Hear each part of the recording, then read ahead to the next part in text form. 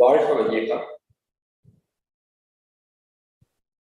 வாழ்க வையகம், வாழ்க வளமுடன். குரு வாழ்க, குருவே துணை.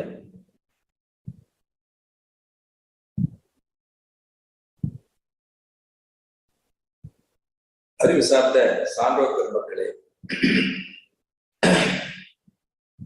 சிந்தனையாளர்களே, உங்கள் அனைவருக்கும் எனது அன்பான மாலை வணக்கத்தையும் வாழ்த்துக்களையும் தெரிவித்துக் கொள்கிறேன்.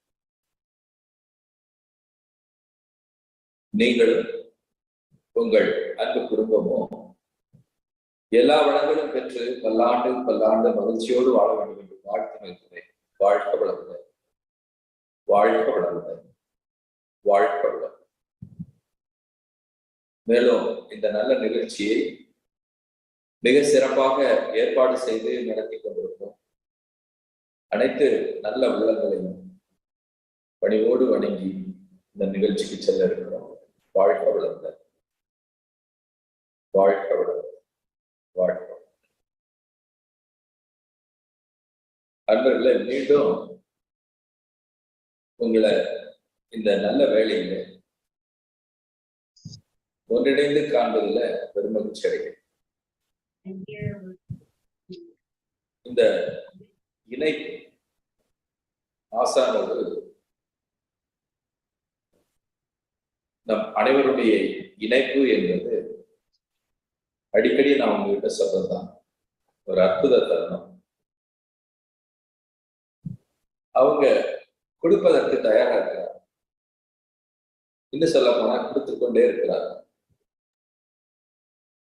இங்க நடப்பது எல்லாமே பெற்றுக்கொள்ள நாம் நம்மை தகுதிப்படுத்திக் ரிசீவர், அதாவது ஏற்றுக்கொள்ளுதல் என்ற நிலையில் அதை முழுமையாக பெற்றுக்கொள்வதற்கான தகுதியை நாம் உருவாக்கிக் கொள்வோம் என்றுதான் சொல்லணும். ஏன்னா ஆரம்ப காலங்களில் அகத்தாய்வு பயிற்சி முறைகள் எல்லாம் பலமுறை கேட்கும் போது ஒவ்வொரு நாளும் ஒரு புது தெளிவு எனக்குள்ள பிறந்ததை நான் அனுபவித்திருக்கிறேன். irrespective of masters, பலவிதமான ஆசிரியர்கள் அல்லது ஒரே ஆசிரியர் பலமுறை அவர்களுடைய பயிற்சி கேட்கும் போது எனக்குள்ள ஏற்படுகிற அந்த புரிதல் வேறு ஒரு தளத்துல அதை நாம புரிந்து கொள்ளக்கூடிய வாய்ப்பை ஏற்படுத்தும். அதனாலதான் இது போல சத்சங்கங்கள் தொடர்ந்து நாம கலந்து கொள்றோம். ஏற்கனவே பேசுன மாதிரி இருக்கலாம், ஆனா அதுல ஏதோ ஒரு இடத்துல நமக்கு தேவையான விஷயங்கள் கிடைக்கும். அதுதான் குருவினுடைய சிறப்பு.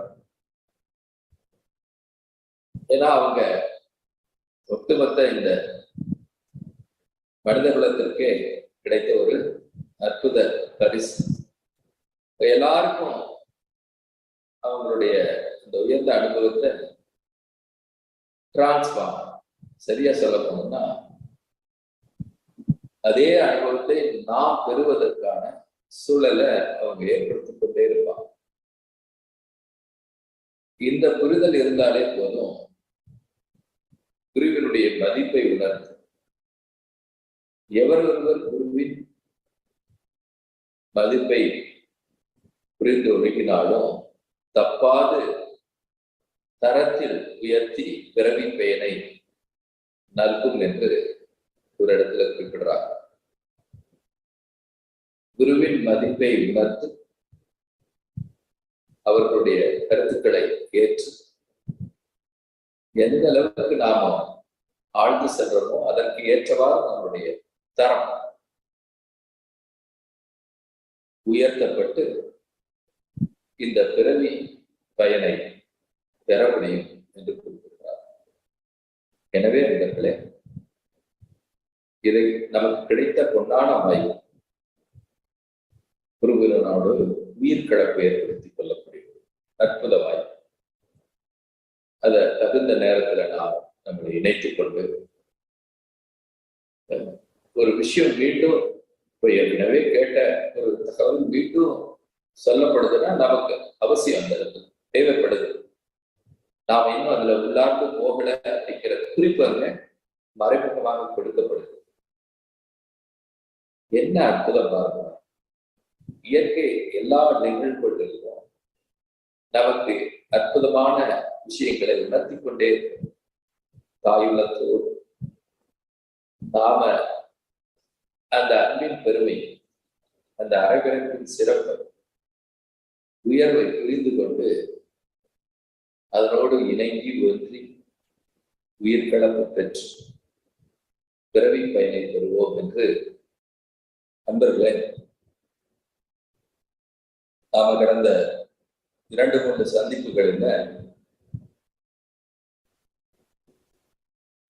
ஒரு முக்கியமான விஷயத்தை நினைவில் வைத்துக் கொள்ள வேண்டும் என்ற குறிப்பு கொடுக்கப்பட்டது. சாதாரணமா நாம என்ன நினைச்சிட்டு இருக்கோம், ஜெனரலா நமக்குள்ள ஆன்மா இருக்கிறது, அது வழிநடத்தி கொண்டிருக்கிறது என்ற உறுதியான நம்பிக்கையில நாம் செயலாற்றுகிறோம். இப்போ இதை எப்படி புரிஞ்சுக்கலாம் அப்படின்னா, உங்களுக்கு ஒருத்தருக்கு ஒரு நீண்ட கால நட்பு, வாழை பருவத்துல இருந்து நட்பு வச்சுக்கோங்க. ஒரு குறிப்பிட்ட காலம், அதாவது ஒரு 10-15 வருஷமா அவரோட தொடர்புல இல்லாம போயிடுச்சு. காரணம் ஏதோ காரணம், அவர் வெளியே போயிட்டாரு, நீங்க வெளிநாடு போயிட்டீங்க, ஏதோ காரணம்னு வச்சுக்கோங்களேன். இப்போ அப்படி ரொம்ப காலம் தொடர்பு விட்டு போட்டு போனதுனால என்ன ஆகும் அப்படின்னு சொன்னா, நிறைய விஷயங்கள் எஸ்பெஷலி நட்பு இதெல்லாம் தொடர்ந்து அந்த தொடர்பு இருக்கும் போதுதான் அது நெருக்கூட்டப்பட்டது. அப்படி இல்லைன்னா ஆட்டோமேட்டிக்கா அவர் நண்பன் சொல்லலாம், ஆனா அந்த உறவு முறையில அவ்வளவு பலம் இருக்கும். காரணம் அவங்கவுங்க சூழல், தப்பு ரைட்டுன்னு சொல்லல, அவங்கவுங்க சூழல் அப்படி போயிடும். அது போல நாம் அந்த நட்பை மதிப்பளிக்காம விட்டுட்டோம்னு வச்சுக்கோங்களேன். அதான் நான் சொன்னது, 10-15 வருஷமா நாம அவங்க கூட பேசுறதையோ பழகிறதையோ அல்லது அதை பற்றி நினைவூட்டுவதோ, ஒரு 36 கூட நாம பேசாம விட்டுட்டோம் அப்படின்னா, தட் மீன்ஸ் நாம அவங்களுக்கு மதிப்பளிக்காம விட்டுட்டோம்னா ஆட்டோமேட்டிக்கா அது என்ன ஆயிடும், கரண்ட் தொய்வாயிடும். உண்மைதான். அதே போல இந்த செல்ஃப் அப்படின்னு சொல்லக்கூடிய சுயத்திற்கு நாம மதிப்பளிக்க தவறிட்டோம், அதனுடைய நிலை உணர்ந்து அதை முக்கியத்துவம் அளிக்க தவறிட்டீங்கன்னா இருக்கும், ஆனா டைல்யூட் ஆயிடும், அதை வழிமறிக்க. அப்படின்னா என்ன, வாழ்க்கையை வழிநடத்துறது நம்மளுடைய அகங்காரம், நம்மளுடைய எண்ணங்கள் தான் நம்மளை வழிநடத்தும். அப்போ ரியலா அந்த செல்ஃப் வாழ வேண்டிய காலங்கள், அது இந்த உடலையும் மனதையும் கருவியாக எடுத்துக்கொண்ட நோக்கம், இவைகள் அனைத்துமே முழுமை பெறாத ஒரு சூழலுக்கு செல்லும். எனவே நாம இல்லையே, அப்படி இல்லையே, நாம ஒரு நாளும் கவனிக்கிறோமே, எந்த நேரத்துல பண்றோம் நல்லா யோசிச்சு பாருங்க. ரொம்ப தவம் ஏற்று நம்ம சுயத்தோடு ஒன்றிணைந்தது, சுத்த வழி தவம் எல்லாம் பண்ணணும். அந்த சில நிமிடங்கள் அதற்கு மதிப்பளித்து அதனோடு ஒன்றி உயிர் கலப்பு பெற்று மீண்டும் எங்க வந்துட்டோம் அப்படின்னு பாருங்க. ஒரு மையத்துல இருந்து மீண்டும் நாம் என்ன பண்ணிட்டோம், அந்த புறப்பகுதிக்கு வந்துட்டோம்.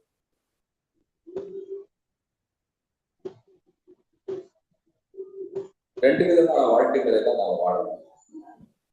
ஒண்ணு மையத்தை நோக்கிய பயணம், அதற்கு மதிப்பளித்து முழுமை பெறும்.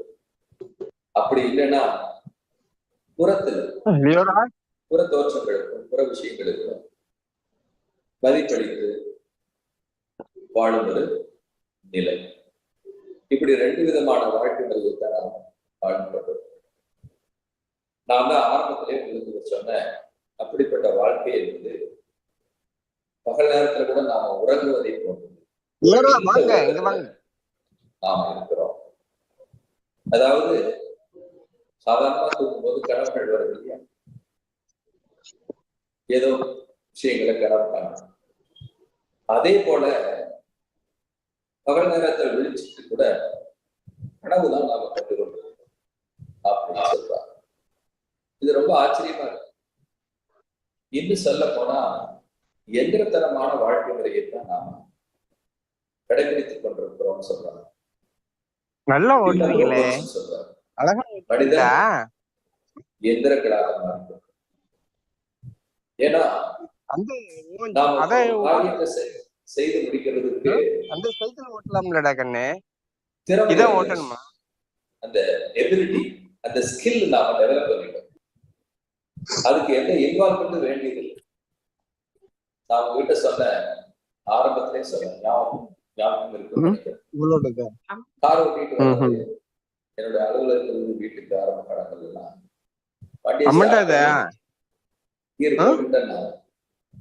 என் நினைவுகள் எங்கேயோ இருக்கும். ஆனா கார் நேரம் வந்து வீடு வந்து சேரும்போது தான் அந்த நினைவு நமக்கு பிடிபடும். யாரோ வருவாங்க, இடையில வருவோம், பிரேக் பிடிப்போம், அதெல்லாம் எதுவுமே சைக்கிள் ஓட்டினா நல்லா இருக்கும். இதுல உனக்கு கஷ்டமா இருக்கும்ல அப்படின்னு சொல்லி அது போலதான் பல நேரங்களிலே நாம் செயலாற்றிக் கொண்டிருக்கிறோம். அது ஒரு உறக்க நிலையை போன்றது என்றால், அப்போ உண்மை நிலை என்ன? அந்த மெய்மை, உண்மை, ட்ரூத், அத சரியா பார்த்து அதற்கு மதிப்பளித்து அதோடு இணைவது. ஒரு சின்ன கதை நான் சொல்லியிருக்கேன். இந்த நல்ல விஷயங்களை போதிப்பது அதை ஏற்றுக்கொண்டவர்கள் பலர், அதுல முரண்பட்டவர்கள் சிலர் இருக்கத்தான் செஞ்சாங்க. அப்படி அவர் அந்த பகுதியை கடந்து இன்னொரு பகுதிக்கு செல்ல முற்படும் போது அந்த மக்கள் எல்லாம் தடுத்து அவரை வசைப்பாடுறாங்க, இப்படி இருக்கீங்களே அப்படின்னு சொல்லி. ஆனா இவர் அமைதியா அதை கேட்டுட்டே இருந்துட்டு அவருக்கு எந்த பதில் சொல்லல. அவர் கண்டபடி வார்த்தைகளால வசைப்பாடுறாங்க புத்தரை. அவர் அமைதியா கேட்டே இருந்துட்டு முடிஞ்சுதா அப்படிங்கிறாரு. அவங்க ஆச்சரியப்படுறாங்க, என்னடா இது இவ்வளவு திட்டணும், இவங்க ஒரு பதில் சொல்லாம இப்படி பதில் சொல்றாரு, கோபமே வரலையா இருக்கு அப்படிங்கிற எரிச்சல் இருக்காரு. அவரு இன்னொரு வார்த்தை சொல்றாரு, நான் பக்கத்து கிராமத்துக்கு ஒரு உச்சங்கத்துக்காக போயிட்டு இருக்கேன், ஏதாவது பாக்கி இருந்தா நான் போயிட்டு வந்துட்டு வரும்போது நீங்க உங்க பணியை செய்யலாம் அப்படின்னு சொல்லிட்டு போறாங்க. இதுதான் வினை ஆற்றுதல். நாம இப்ப பெரும்பாலும் எதிர்வினை தான் ஆற்று, ரியாக்ட் பண்ணி நாம் ஆக்ட் பண்றது. அடிக்கடி ஏசார் ஐயா சொல்லுவாங்க, ரியாக்ட் பண்றோம், ஆக்ட் பண்றது அப்படின்னு சொல்லுவாங்க, எதிர்வினை ஆட்சி பண்றோம். ஆனா புத்தர் இங்க என்ன பண்ணாரு? வினை ஆற்றுகிறார். அமைதியாக அதை பொறுமையோடு கேட்டுவிட்டு மீண்டும் அந்த இடத்தை விட்டு நிகழ்கிறார். சோ அடுத்த நாள் அந்த நிகழ்வுல கலந்து கொண்ட மனிதர்களுக்கு இடையில அந்த திட்டுகள் நபர்த்தையும் வீட்டுக்கு வந்து அவர் காலில் பணிவோடு வணங்கி, என்னை மன்னிச்சிருங்க, நான் அவசரப்பட்டு எதிர்வினை ஆட்சி உங்களை மனதை வேதனைப்படுத்தி இருக்கிறேன் அப்படின்னு மன்னிப்பு கேட்கிறார். யாருக்கிட்ட? புத்தர்கள். புத்தர் சொல்றாரு அந்த நபர்கிட்ட, நேற்று பார்த்த அந்த புத்தர் இன்று இல்லை, நிறைய நான் மாறிட்டேன். அதே போல நேற்று பார்த்த நீயும் இன்று இல்லை, எனவே நான் உன்னை மன்னிக்க வேண்டியதில்லை, நீயும் மன்னிப்பை கேட்க வேண்டியதில்லை. அந்த நபர்கள் இருவருமே இப்பொழுது இங்கு இல்லை என்று குறிப்பிடுறார். இதுதான் மெய்மை, உண்மை. நாம நேற்று பார்த்த அந்த உருவம் அந்த சிந்தனை அது அப்படியே தான் இன்றைக்கு இருப்பாங்கன்ற உணர்வு, அதோடதான் நாம இன்றைய நிகழ்வை கையாளுகிறோம். இங்கதான் நாம ப்ரீசெட், அதாவது அத என்ன சொல்லலாம், சரியா சொல்லணும்னா நாம முடிவெடுத்து வச்சோம் ஏற்கனவே, அதுக்கப்புறம் அந்த நிகழ்வுக்குள்ள நாம போகணும். இப்படித்தான் பெரும்பாலான நிகழ்வுகளை நாம சந்திக்கிறோம். ஆனா புத்தர் என்ன செய்யறாரு அப்படின்னு நல்லா கவனிச்சு பார்த்தீங்கன்னா, அந்தந்த நிகழ்வை அந்தந்த நேரத்துல எப்படி இருக்குமோ அப்படியே அதை ஏற்றுக்கொள்றாங்க. இது ஒரு உயர்ந்த பக்குவ நிலை. அதைத்தான் நாம விழிப்புணர்வு என்று சொல்றோம். நாம உறக்க நிலையிலிருந்து நம்மை விழித்துக் கொள்ளுதல்.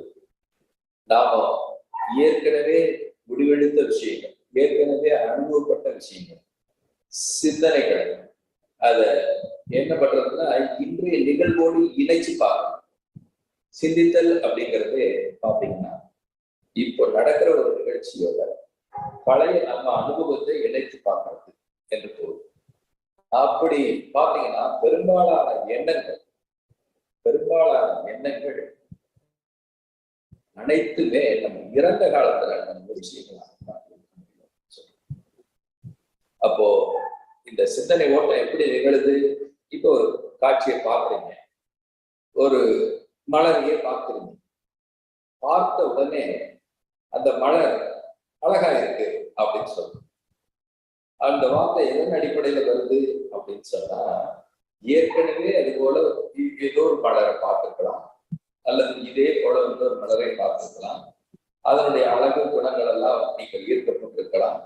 அதே போல இருக்குது அப்படிங்கிற முடிவுக்கு வந்ததால நாம உடனே என்ன சொல்றோம், இந்த மலர் அழகாக இருக்கிறது அப்படின்னு சொல்லி. என்னைக்கு அந்த பர்செப்ஷன் உங்களுக்குள்ள வருதோ அப்ப இங்கே இருக்கு பாருங்க, இப்ப நாம கண் முன்னாடி பாக்குறோம் பாருங்க, அந்த மலரினுடைய மெய்மை, உண்மை, அந்த ட்ரூத்தை நம்மால பெனிட்ரேட் பண்ணி பார்க்க முடியாது.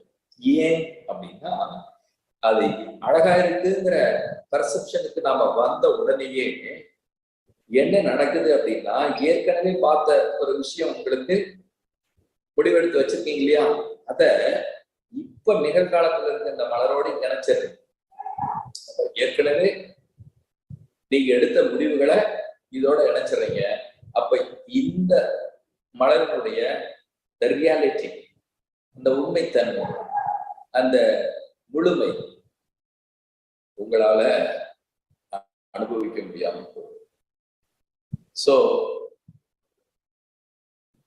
எனவே நான் எதற்காக இந்த விஷயத்தை சொல்றேன் அப்படின்னு சொன்னா, நாம் அனைவருமே இந்த உறக்கத்திலேயே இருப்பதால ரியாலிட்டி, உண்மை நிலைய, அந்த பிரசன்ட நம்மால முழுமையாக அனுபவிக்க முடியாமல் போகுது. அத எப்படி பார்க்கலாம் அப்படின்னா, இப்போ ஒரு மலர் இருக்கு, அந்த மலர் நீங்க பார்க்கும்போது உங்களுக்கு ஒரு கண்டிஷன் கொடுக்குறேன் அப்படின்னு வச்சுக்கோங்களேன். என்ன கண்டிஷன்னா, எதையும் நினைக்காம அந்த மலரை பாருங்க. நீங்க இந்த வாரத்துல இதுதான் பிராக்டிஸ் வந்து என்ன, இப்போ ஒரு மலரை பாக்குறீங்க, அது போல எந்த பொருளா இருந்தாலும் சரி, எந்த நிகழ்வா இருந்தாலும் சரி, அதுல நீங்க உங்களை அதுல இன்வால்வ் பண்ண போறீங்க. உங்க எண்ணங்களால அதை இணைச்சிக்க போறதுல ஜஸ்ட், ஐயா அடிக்கடி சொல்லுவாங்க, ஜஸ்ட் அந்த பூவை பாக்குறீங்க, வித்தவுட் ப்ரீஜுடிஸ், எந்த எண்ணமும் இல்லாம, எந்த சிந்தனை ஓட்டம் இல்லாம அதை பார்த்தா எப்படி நடக்கும், எப்படி இருக்கும் உங்களுடைய சொல்ல. உங்களுக்குள்ள எண்ணமே இல்லாம இந்த மலரை பாருங்கன்னு சொன்னா எப்படி உங்களுடைய ஆக்ஷன் இருக்குன்னு யோசிச்சு பாருங்க. ஜஸ்ட் இமேஜின் பண்ணி பாருங்க. அங்க எண்ணம் இல்லாம ஜஸ்ட் அந்த மலரை பாக்குறீங்க.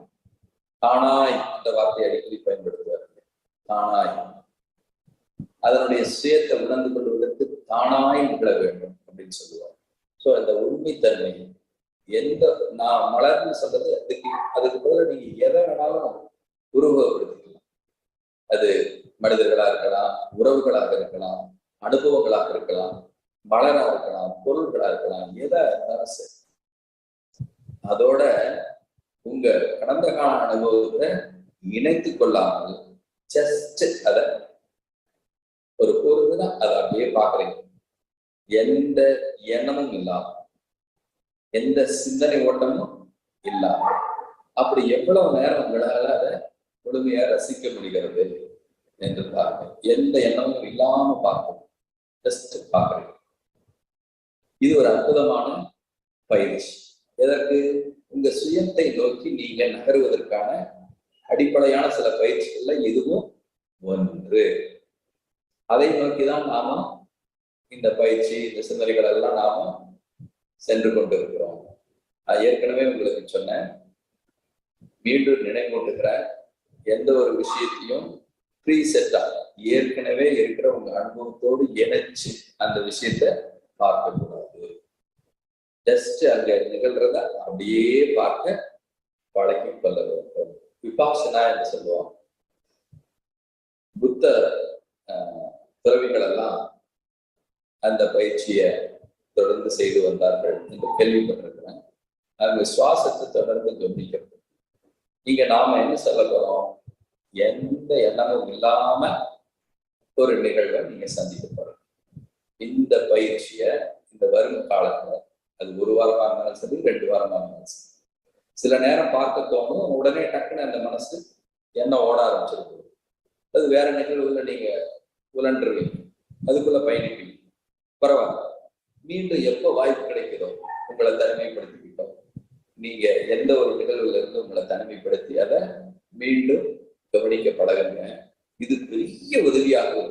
எதிர்காலத்துல வரப்போற நிறைய நிகழ்வுகளுக்கு இருந்து உங்களை காக்கக்கூடிய ஒரு அற்புதமான ஒரு பயிற்சி முறையாக அமையும் என்று சொல்லி இந்த சிந்தனை, இந்த தொடர் சிந்தனை இன்று நான் நிறைவு செய்கிறேன்.